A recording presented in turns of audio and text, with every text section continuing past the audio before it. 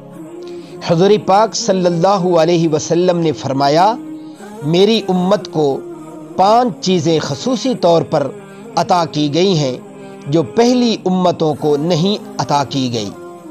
میرے محترم سامعین، میں آپ کی خدمت میں بالترتیب وہ 5 چیزیں ذکر کرتا ہوں، توجہ سے سماعت فرمائیے۔ نمبر 1، روزہ دار کے منہ کی بو اللہ تعالیٰ کے نزدیک مشک سے زیادہ پسندیدہ ہے۔ نمبر 2، روزہ دار کے لیے دریا کی مچھلیاں دعا کرتی ہیں اور افطار کے وقت تک دعا کرتی رہتی ہیں۔ نمبر 3، روزہ دار کے لیے جنت ہر روز آراستہ کی جاتی ہے۔ نمبر 4، شیاطین قید کر دیے جاتے ہیں۔